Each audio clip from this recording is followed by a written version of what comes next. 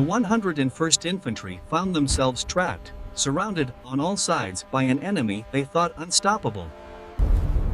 Among them, Lieutenant Hale remained calm, a strategist whose mind worked faster than bullets.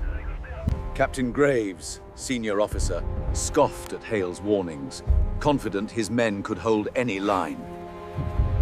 The enemy opened fire, and firestorm erupted around them, shells landing with unrelenting fury. Graves shouted for retreat, but Hale saw another path, one that no one else dared take.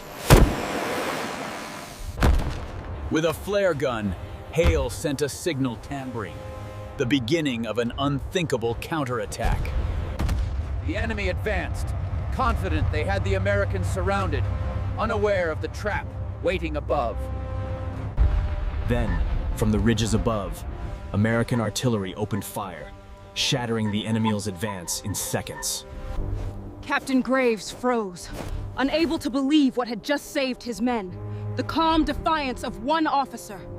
Silence settled over the battlefield, pierced only by the hiss of cooling metal and distant echoes of fire. Captain Graves sat defeated, pride shattered, watching the soldier he underestimated stand Orders mean nothing if they bury the truth beneath them.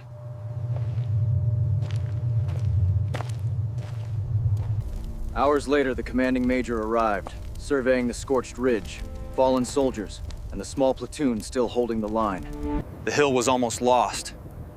We acted to save it. Word of the defense spread quietly through the base. Soldiers who had never met Hale whispered his name in awe. They said he was the one who stared death in the eye and did not blink, who fought for right, not orders. And though Graves was quietly reassigned weeks later, the story of his failure became the backdrop for Hale's unspoken lesson. The moral was clear. A soldier's loyalty is sacred felt, but it is not blind. A month later, the hill was renamed Cole's Ridge. The map still marked it Hill 49, but to the men who fought there, it had another meaning. When asked by a reporter how it felt to become a legend, Hale said, "Legends are just stories people tell because they need to believe something good still exists." Years passed, bases closed, but among new recruits, whispered late at night in barracks across the country, the story lived on.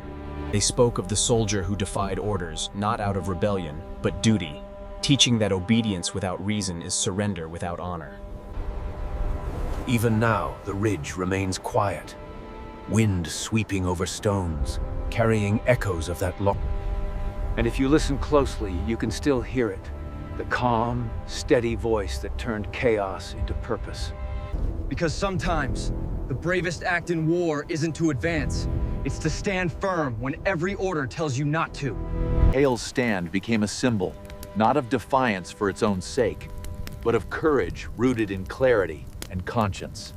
Late at night, around campfires, soldiers recounted the defense, speaking of a man who made choices not for glory, but for the lives of others.